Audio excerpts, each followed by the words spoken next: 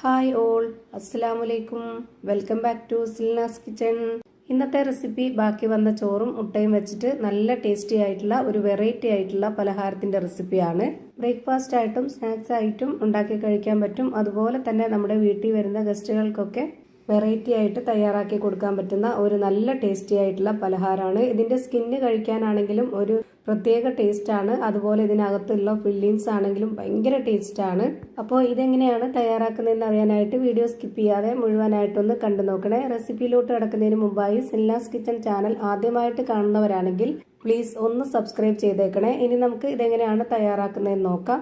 ആദ്യം തന്നെ ഇതിനുള്ളിലേക്ക് വെക്കുന്ന ആ ഒരു ഫില്ലിങ്സിന് വേണ്ടിയിട്ടുള്ള മസാലക്കൂട്ടാണ് തയ്യാറാക്കിയെടുക്കുന്നത്. അതിനായിട്ട് ഞാനിവിടെ സ്റ്റവിലേക്ക് ഒരു പാൻ വെച്ച് ഫ്ലെയിം ഓൺ ആക്കി കൊടുത്തിട്ടുണ്ട്. അതിലേക്ക് കുറച്ച് ഓയിൽ ഒഴിച്ചു കൊടുത്തതിന് ശേഷം ഒരു 3 സവോള ചെറുതായിട്ട് കട്ട് ചെയ്തിട്ടുള്ളത് ഇതിലേക്ക് ഇട്ട് കൊടുക്കാം. പിന്നെ ഒരു തക്കാളി, 3 പച്ചമുളക്, 1 സ്പൂൺ അളവിൽ വെളുത്തുള്ളി ഇഞ്ചി ചതച്ചത്, പിന്നെ ഒരു 1.25 ടേബിൾ സ്പൂൺ അളവിൽ ചിക്കൻ മസാലപ്പൊടി, 1 സ്പൂൺ മുളക് പൊടി, 1/2 സ്പൂൺ പെരിഞ്ജീരകപ്പൊടി, ഒരു 1/4 സ്പൂൺ ഗരം മസാലപ്പൊടിയും മഞ്ഞൾപ്പൊടിയും ആവശ്യത്തിനുള്ള ഉപ്പും കൂടെ ഇട്ട് കൊടുത്തിട്ട് ഇത് നന്നായിട്ടൊന്ന് ഇളക്കി യോജിപ്പിച്ച് കൊടുക്കാം. എന്നിട്ട് ഒരു 5 മിനിറ്റ് നേരത്തേക്ക് ഇത് നന്നായിട്ടൊന്ന് വേവിച്ചെടുക്കാം. ഈ ഒരു മസാലപ്പൊടിയോട് കൂടിയിട്ടാണ് ഉള്ളി നന്നായിട്ട് വഴറ്റിയെടുക്കുന്നത്. ഈ ഒരു മസാലയുടെ പ്രത്യേകത എന്ന് പറയുന്നത് ഇതെല്ലാം കൂടെ ഒന്നിച്ചിട്ടിട്ട് നന്നായിട്ട് കുഴമ്പ് രൂപത്തിൽ വേവിച്ചെടുക്കുന്നതാണ്. ഇപ്പം ഞാനിത് ലോ ഫ്ലെയിമിലിട്ടിട്ട് അടച്ചു വെച്ചിട്ടാണ് വേവിച്ചെടുക്കുന്നത്. ഇനി ആ ഒരു സമയം കൊണ്ട് നമുക്ക് ഇതിനു വേണ്ടിയുള്ള മാവ് തയ്യാറാക്കിയെടുക്കണം. അതിനുവേണ്ടി ഞാനിവിടെ ഒരു മിക്സിയുടെ ജാർ എടുത്തിട്ടുണ്ട്. ഇതിലേക്ക് 250 ml കപ്പിന്റെ അളവിൽ 1 കപ്പ് ബാക്കി വന്നിട്ടുള്ള ചോറാണ് ഇട്ട് കൊടുത്തിട്ടുള്ളത്. ചൂട് ചോറായിരുന്നാലും കുഴപ്പമൊന്നുമില്ല. ഇനി ഫ്രിഡ്ജിൽ വെച്ച് തണുത്തതായിരുന്നാലും കുഴപ്പമില്ല. അതുപോലെ തന്നെ ഏതരിയുടെ ചോറായിരുന്നാലും കുഴപ്പമില്ല. ചോറെടുത്തിട്ടുള്ള അതേ കപ്പ് അളവിൽ തന്നെ ഒരു 1/4 കപ്പ് വെള്ളവും കൂടെ ഒഴിച്ചു കൊടുത്തിട്ട് ഇത് നന്നായിട്ട് അരച്ചെടുത്തിട്ടുണ്ട്. അരച്ചെടുത്ത മിക്സ് ഞാനിവിടെ ഒരു പാത്രത്തിലേക്ക് ഒഴിച്ചു കൊടുത്തിട്ടുണ്ട്. ഇനി ഇതിലേക്ക് വേണ്ടത് ആവശ്യത്തിനുള്ള ഉപ്പാണ്. പിന്നെ ഒരു 2 ടേബിൾ സ്പൂൺ അളവിൽ ഓയിൽ ഒഴിച്ചു കൊടുക്കാം. മണമില്ലാത്ത ഏത് ഓയിലായിരുന്നാലും കുഴപ്പമൊന്നുമില്ല. പിന്നെ ഇത് നന്നായിട്ട് ഇളക്കി കൊടുക്കാം. ഇതുപോലെ ഒരു വിസ്ക് വെച്ചിട്ടാണ് ഞാനിവിടെ ഇളക്കി കൊടുക്കുന്നത്. ഈ ഒരു ഉപ്പ് കട്ടയായിട്ട് നിൽക്കണ്ടെന്ന് കരുതിയിട്ടാണ് നമ്മൾ ഇതിലേക്ക് മാവ് ഇട്ട് കൊടുക്കുമ്പോൾ ഓയിലും ഉപ്പും നന്നായിട്ട് ഇളക്കി യോജിപ്പിച്ച് കൊടുത്തിട്ടുണ്ട്. ഇനി ഇതിലേക്ക് വേണ്ടത് ഗോതമ്പ് പൊടിയാണ്. മൈദപ്പൊടിയിൽ വേണമെങ്കിലും ചെയ്തെടുക്കാവുന്നതാണ്. ഞാനിപ്പോൾ ഇവിടെ ഗോതമ്പ് പൊടിയാണ് എടുത്തിട്ടുള്ളത്. 250 ml കപ്പിന്റെ അളവിൽ 2.5 കപ്പ് ഗോതമ്പ് പൊടിയാണ് ഇതിലേക്ക് ഇട്ട് കൊടുക്കുന്നത്.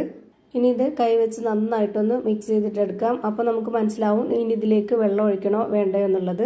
ഇപ്പോൾ ഇത് കുറച്ച് ടൈറ്റ് ആയിട്ടാണ് ഇരിക്കുന്നത്. ഇതിലേക്ക് കുറച്ചുകൂടി വെള്ളത്തിന്റെ ആവശ്യമുണ്ട്. അപ്പോൾ അതിനായിട്ട് ഞാൻ പൊടി ഇട്ട് കൊടുത്ത അതേ കപ്പ് അളവിൽ തന്നെ ഒരു 1/4 കപ്പ് അളവിൽ വെള്ളം ഒഴിച്ചു കൊടുക്കുന്നുണ്ട്. എന്നിട്ട് ഇത് നന്നായിട്ടൊന്ന് കുഴച്ചിട്ടെടുക്കാം.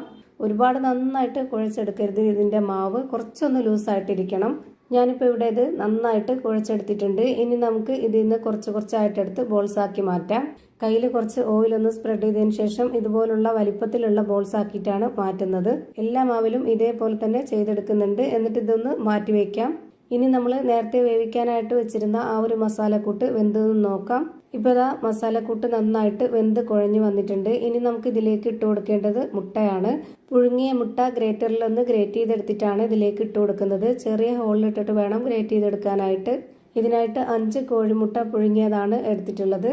ഇനി ഇത് നന്നായിട്ട് ഇളക്കി കൊടുത്തതിന് ശേഷം ഒരു 3 മിനിറ്റ് നേരം കൂടി ഇതൊന്ന് വേവിച്ചെടുക്കാം. ഈ ഒരു മുട്ടയുടെ ആ ഒരു മണമൊക്കെ കിട്ടാനാണ്. ഇതൊന്ന് അടച്ചു വെച്ച് വേവിച്ചാലാണ് ആ ഒരു മുട്ടയുടെ മസാലയുടെ ഒക്കെ കറക്റ്റ് ആയിട്ടുള്ള വേവും അതുപോലെ നല്ലൊരു ടേസ്റ്റ് ഒക്കെ ആയിട്ട് കിട്ടുള്ളൂ. ഇപ്പോൾ ഒരു 3 മിനിറ്റ് ആയിട്ടുണ്ടാവും ഇത് വേവാനായിട്ട് വെച്ചിട്ട്. ഇപ്പോൾ ഇത് നന്നായിട്ട് വെന്ത് കിട്ടി. ഇനി നമുക്ക് ഇതിന്റെ ഫ്ലെയിം ഓഫ് ചെയ്ത് കൊടുക്കാം. അടുത്തതായിട്ട് നേരത്തെ തയ്യാറാക്കി വെച്ചിട്ടുള്ള ആ ഒരു മാവ് എടുത്തിട്ട് അതിൽ നിന്ന് ഒരു പീസ് എടുക്കുക. ഇതുപോലെ നന്നായിട്ടൊന്ന് പൊടി ഇട്ട് കൊടുത്തതിന് ശേഷം പരത്തിയെടുക്കുക.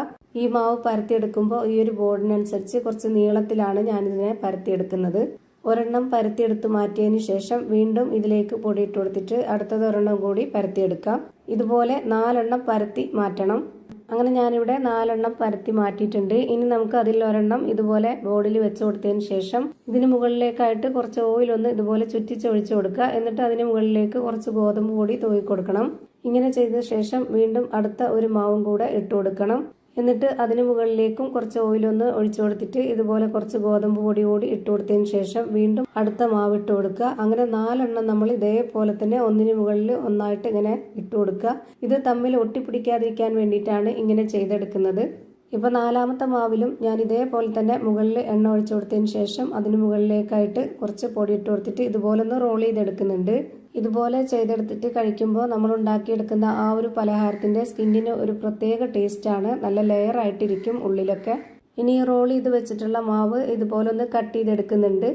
ഇതുപോലെ ഒന്ന് കട്ട് ചെയ്തെടുത്തതിന് ശേഷം ആ ഒരു മാവ് അതിൻ്റെ ആ ഒരു ലെയർ ഭാഗം ഇതുപോലെ ഒന്ന് കയ്യിൽ പ്രസ് ചെയ്തെടുക്കുക.